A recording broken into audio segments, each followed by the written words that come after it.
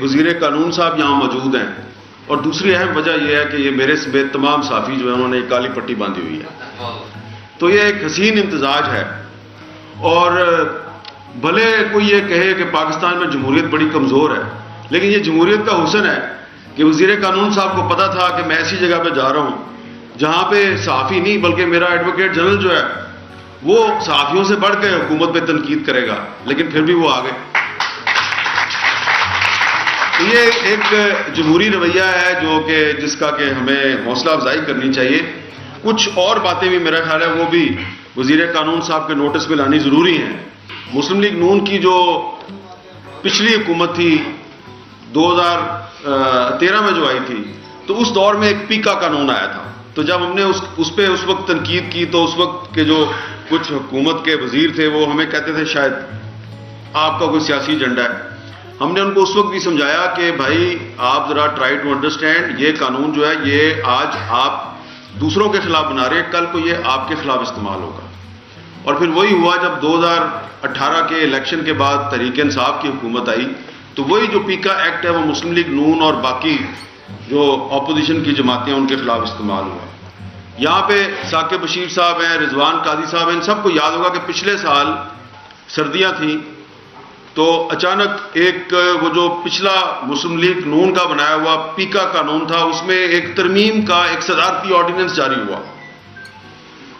اور اس سیاہ قانون کو مزید سیاہ کر دیا گیا، یعنی کہ ڈبل سیاہ کر دیا گیا.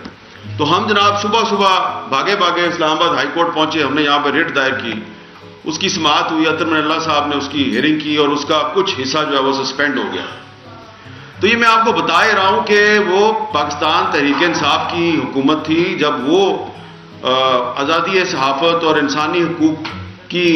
خلاف ورزیوں پر مبنی جب وہ کوئی پالیسی سامنے لے کے آتی تھی ہم اس کی بھی مخالفت کرتے تھے. تو اب اگر آج آپ کی یہاں موجودگی میں ہم یہ بات کر رہے ہیں تو یہ کوئی نہ سمجھے کہ جناب کسی کا کوئی سیاسی ایجنڈا ہے، اور خاص طور پہ یہ جو ہائی کورٹ رپورٹر ایسوسی ایشن ہے اس کا تو کوئی سیاسی ایجنڈا نہیں ہے. لیکن پھر بھی آپ کے علم میں یہ لانا ضروری ہے کہ ایک اور بھی قانون ہے، وہ پرپوزڈ لا ہے، حکومت جو ہے وہ کرمنل ایکٹ کی جو سیکشن 500 ہے اس میں ترمیم کر کے تو وہ چاہتی ہے جی کہ کچھ اداروں کے خلاف اگر آپ بات نہ کریں بلکہ صرف اگر آپ نے سوچنا بھی شروع کیا ہے تو بلا ضمانت یعنی کہ کسی وارنٹ کے بغیر یہ آپ کو گرفتار کر لیا جائے تاکہ آپ کی اس کے بعد ضمانت بھی نہ ہو. تو یہ اس طرح کے قانون، یہ وہ قانون ہے جو پچھلی حکومت کے دور میں جب پی ٹی آئی کے ایم این اے امجد نیازی صاحب پرائیویٹ ممبرز ڈے پر انہوں نے بل پیش کیا تو اس میں 5 سال تھی سزا، اور وہی قانون ہے. اور اب وہ آپ اس کو دوبارہ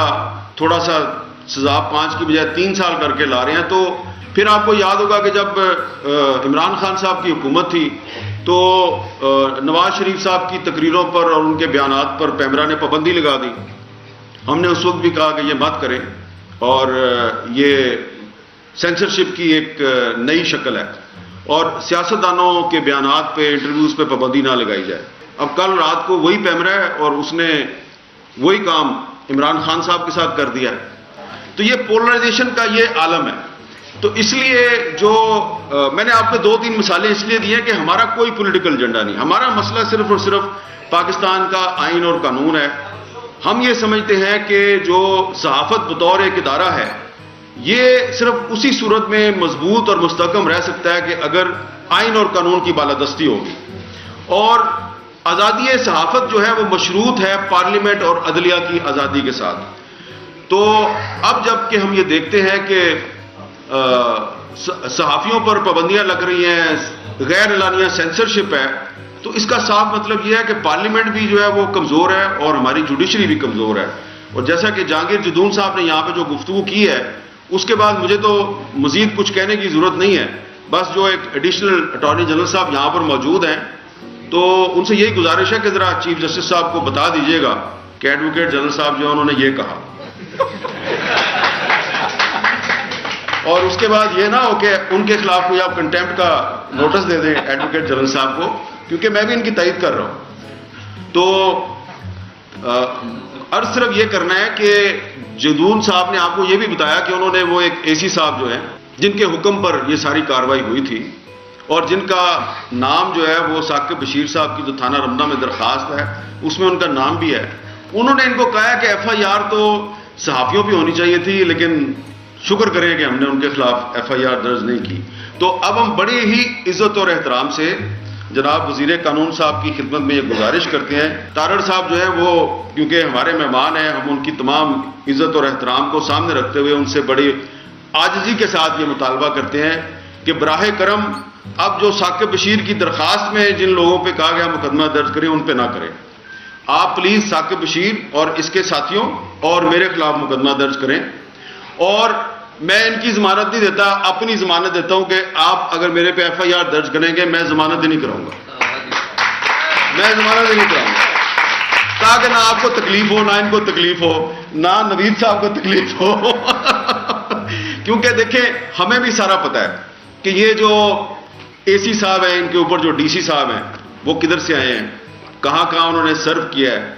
اور اوپر جو پھر ڈی آئی جی صاحب ہیں جن کو چیف جسٹس صاحب کہتے ہیں کہ ہم نے کہا کہ انکوائری کریں، اور پھر جو آئی جی صاحب ہیں،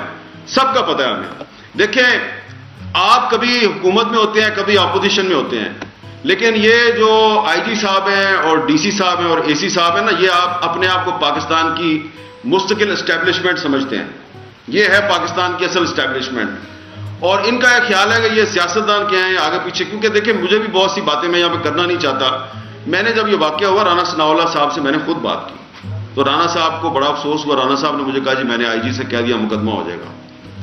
تھوڑی دیر بعد رانا صاحب کا فون آیا کہ نہیں وہ آئی جی کہہ رہا کہ میری تو صلح ہو گئی۔ میں نے ثاقب کو فون کیا، میں نے کہا یار آپ نے صلح کر لیا تو مجھے بتا دینا تھا، یہ قسمیں کھائے کہ نہیں سر کوئی صلح نہیں ہوئی۔